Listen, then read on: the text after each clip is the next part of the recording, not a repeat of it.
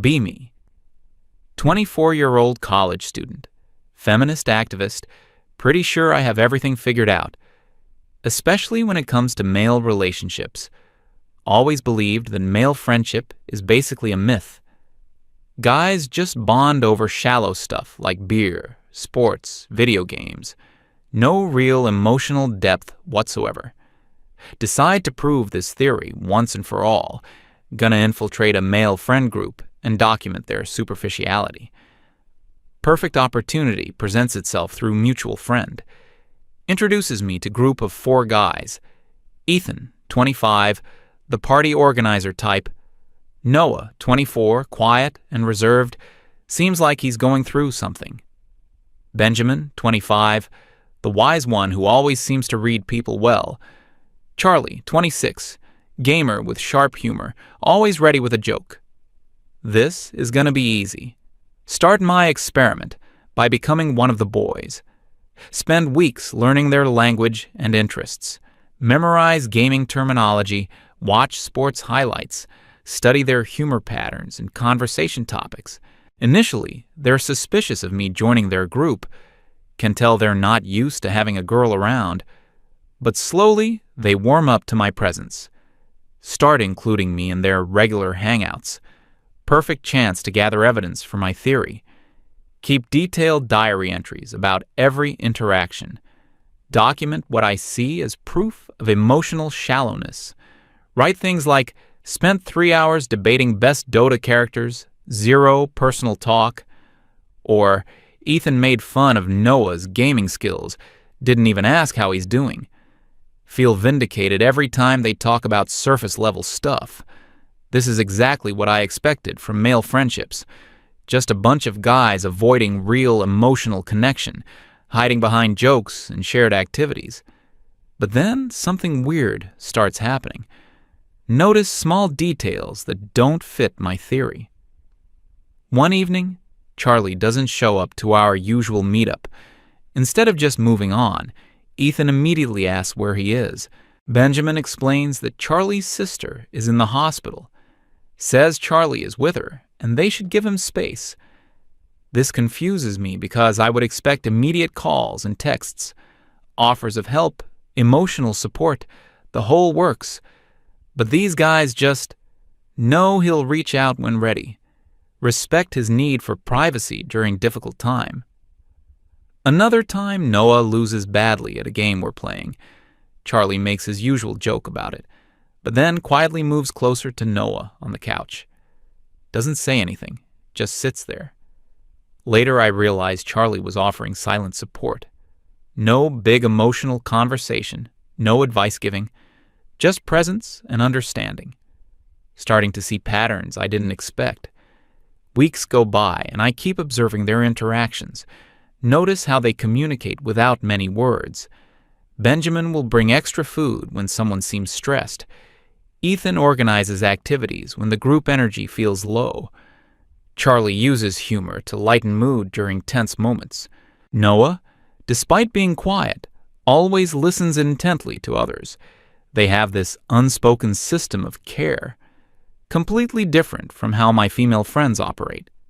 My diary entries start becoming more conflicted, still trying to stick to original theory, but finding it harder to ignore what I'm seeing. These guys genuinely care about each other, just express it differently than I'm used to. No dramatic heart-to-heart conversations. Instead, they show up consistently and pay attention. Offer help through actions rather than words, beginning to wonder if I misunderstood something fundamental. Then comes the night that changes everything.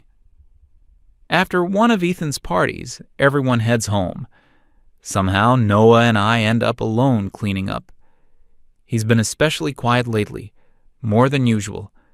Suddenly he looks at me and asks if he can trust me, caught completely off guard by the directness.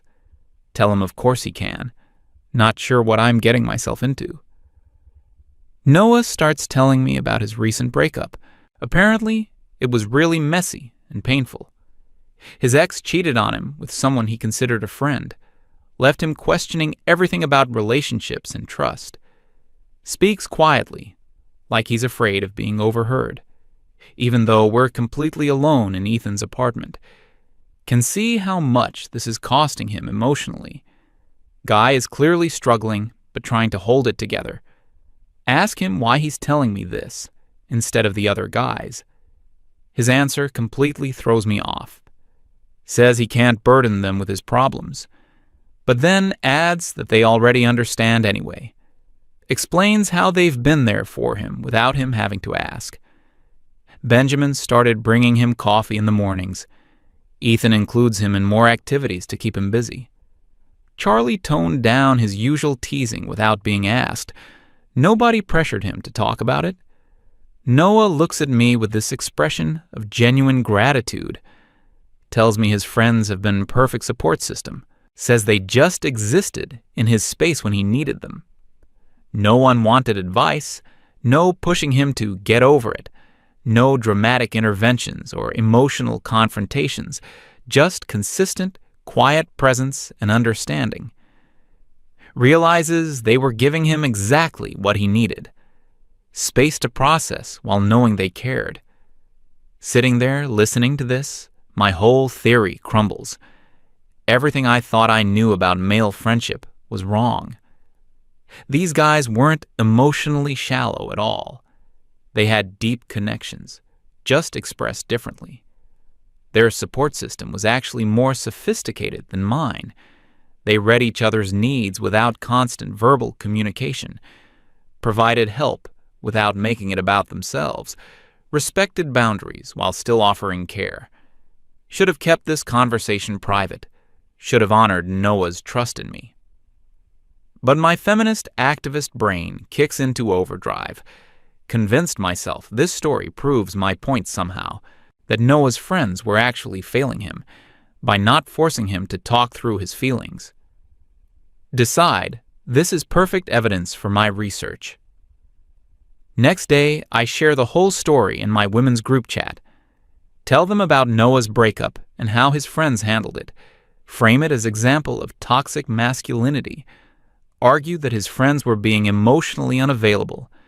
Claim they were abandoning him in his time of need. Suggest their silent support was actually neglect. Use his personal pain as ammunition for my theory. Go into detail about his relationship trauma. Discuss his trust issues and emotional vulnerability.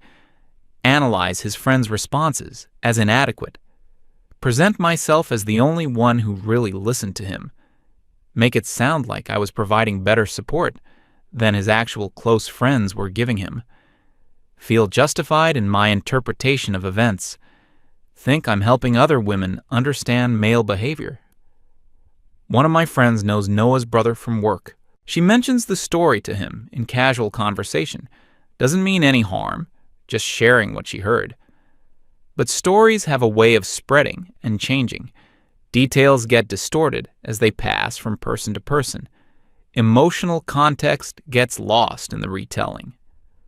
Soon, half the town knows about Noah's private business. Noah's brother calls him asking about the breakup. Noah is confused because he never told his family. Realizes the information must have come from somewhere else. Starts putting pieces together about who he confided in. Figures out that I must have betrayed his trust. Word gets back to Ethan, Benjamin, and Charlie. They're absolutely furious about the violation.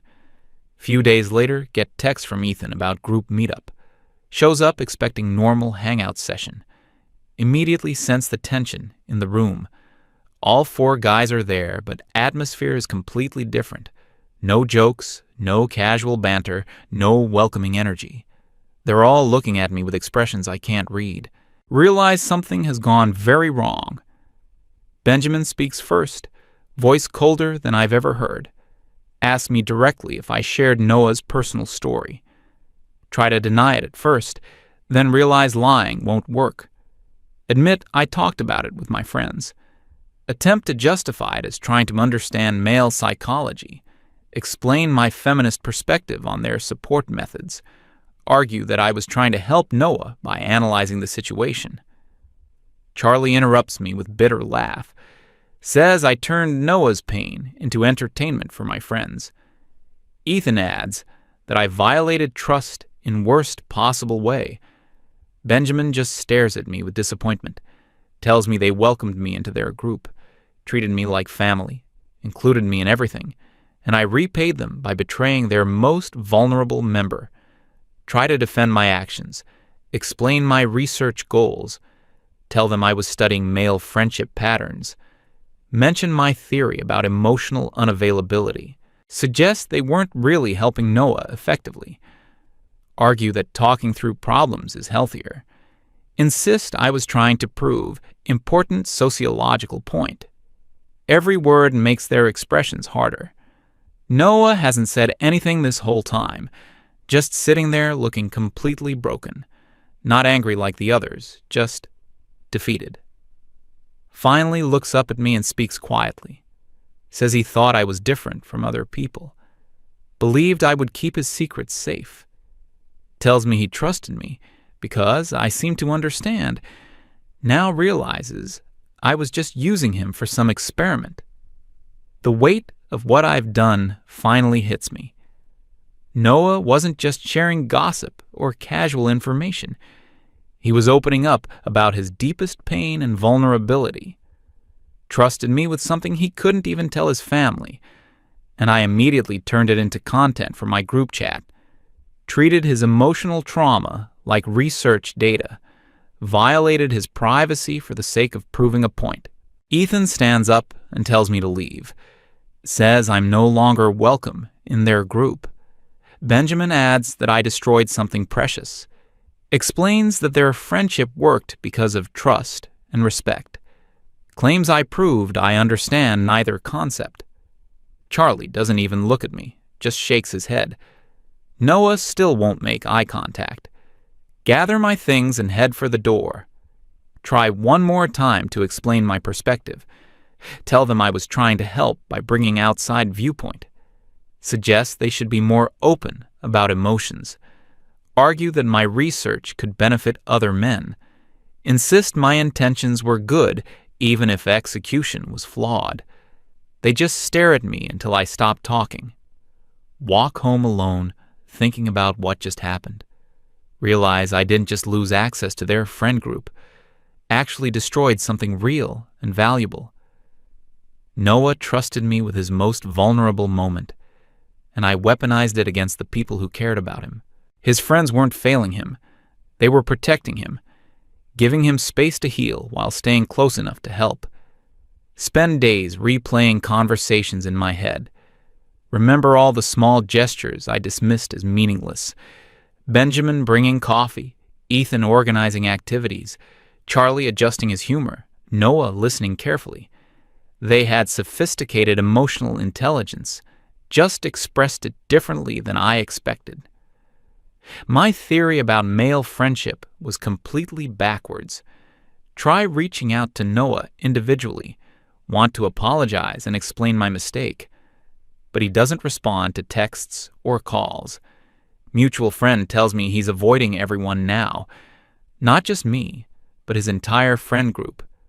My betrayal didn't just hurt him, it poisoned his other relationships. He can't trust any of us anymore. Learn that the friend group is falling apart. Ethan blames Benjamin for not seeing through me sooner. Benjamin is angry at Charlie for making jokes during serious moments. Charlie feels guilty for not protecting Noah better. They're turning on each other instead of supporting each other. My experiment didn't just prove my theory wrong, it actively destroyed the thing I was trying to study. Weeks pass, and I'm completely isolated from them. See Charlie at coffee shop once. He pretends not to notice me. Hear through mutual friends that Noah transferred schools. Couldn't handle everyone knowing his personal business. Ethan stopped organizing group activities altogether. Benjamin became even more guarded around new people. My women's group chat celebrates my research findings. They think I successfully exposed toxic masculine behavior, praise me for infiltrating their group and gathering evidence. Suggest I write article about male emotional inadequacy. Use Noah's story as case study in feminist theory. But their enthusiasm makes me feel sick now. realize I approached the whole thing with predetermined conclusions. Never actually tried to understand their perspective, just looked for evidence to support my existing beliefs, ignored anything that contradicted my theory, treated them like research subjects instead of human beings. Noah's pain became data point in my ideological framework, sitting alone in my apartment months later, thinking about what I learned and lost. Those guys had something I'd never experienced: deep, unspoken understanding and consistent support. They knew how to be there for each other without drama, respected boundaries while still showing care. Their friendship was actually more mature than mine. My friend group operates on constant emotional processing. We analyze every feeling, discuss every problem endlessly, offer unsolicited advice, and demand detailed explanations. Sometimes it helps, but sometimes it's exhausting. Noah's friends gave him something different: space to heal without pressure to perform recovery. Understand now that I misinterpreted their communication style. Silence didn't mean emotional unavailability. It meant trusting their friend to handle his own problems while staying close enough to catch him if he fell. They were offering mature, sustainable support instead of the intense, demanding care I was used to. My experiment failed in every possible way. Not only did I fail to prove male friendship was shallow, I actually destroyed an example of deep, healthy connection, betrayed someone's trust in the process, caused pain to multiple people who welcomed me, lost opportunity to learn something valuable about relationships. Noah never did return to our social circle, heard he's doing better now, found new friends, but he became much more guarded about opening up. My betrayal taught him not to trust so easily, damaged his ability to form vulnerable connections, took something beautiful and innocent out of the world. Other guys eventually reconciled with each other, but their dynamic was never quite the same. They became more careful about who they let in, less spontaneous in their trust and openness. My presence had contaminated their safe space, made them question their own judgment about people, sometimes wonder what would have happened differently if I had approached them with genuine curiosity instead of judgment, if I had respected Noah's confidence and kept his secrets. Might have learned valuable lessons about different types of emotional support, could have been part of something special instead of destroying it, might have challenged my assumptions through experience rather than theory. Instead, I'm left with the knowledge that I was completely wrong. Male friendship isn't a myth or a shallow substitute. It's just a different way of creating deep emotional bonds, based on consistency, respect, and unspoken understanding. They don't need constant verbal processing to care deeply. Their love shows up in actions rather than words. My feminism taught me to be suspicious of male behavior, to assume the worst about their emotional capabilities, to interpret their silence as evidence of inadequacy. But I was applying my own cultural standards to their relationships, demanding they perform care in ways that felt familiar to me. Instead of trying to understand their actual methods, realize now that diversity in emotional expression is valuable. Both approaches have strengths and weaknesses. Constant processing can be healing, but also draining. Quiet support can be sustaining, but sometimes insufficient. The key is matching support style to individual needs. Noah's friends knew exactly what he needed. Wish I could go back and handle everything differently. Approach their friendship with respect instead of skepticism. Honor Noah's trust instead of exploiting his vulnerability. Learn from their example instead of trying to prove them wrong. But some mistakes can't be undone. Some trust, once broken, can't be repaired. My research taught me the opposite of what I intended to prove. Male friendship is real, complex, and valuable. Just because it looks different doesn't mean it's inferior. My academic theories couldn't capture the reality of human connection. Lived experience trumped ideological assumptions every time. I was the shallow one, not them. Years later, I still think about that group sometimes. Wonder if Noah ever learned to trust people again, whether the other guys found their way back to easy intimacy. If they remember me as cautionary tale, or just forget I existed. Hope they've managed to rebuild what I helped destroy. Wish I could apologize for the damage I caused. The irony isn't lost on me that my experiment failed completely. Set out to prove male friendship was superficial. Ended up demonstrating that I was the one lacking depth. They had genuine care and connection. I had theories and prejudices. They offered trust and vulnerability. I offered betrayal and analysis. Learned too late that friendship isn't about proving points. It's about showing up consistently and honoring trust, respecting boundaries while offering support, meeting people where they are instead of where you think they should be. Noah's friends understood this instinctively. I had to learn it through catastrophic failure. Sometimes wonder what my life would look like now. If I had been capable of real friendship back then, if I had approached them with humility instead of certainty, might have learned to give and receive support differently, could have expanded my understanding of human connection. Instead, I'm left with regret and hard-earned wisdom. The saddest part is that Noah needed what his friends were giving him space to process his pain without judgment or pressure. Consistent presence without demands for emotional labor. Trust that he could handle his own healing timeline. I disrupted that healing process for the sake of proving a point, turned his private struggle into public spectacle. My feminism was supposed to be about supporting people, understanding different forms of oppression and healing, creating space for authentic human connection. Instead, I used it as a weapon against genuine care. Let ideology override empathy and wisdom. Became the kind of person I thought I was fighting against. Realize now that true allyship requires listening and learning, not imposing my own framework on other people's experiences. Noah and his friends had something beautiful. I saw it as problem to be solved instead of gift to be honored. My need to be right was stronger than my desire to understand. Cost everyone involved something precious.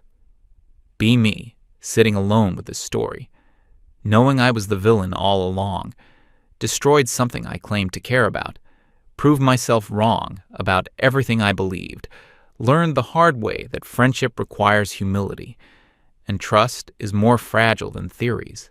And I realized the real friendship was the bonds I destroyed along the way.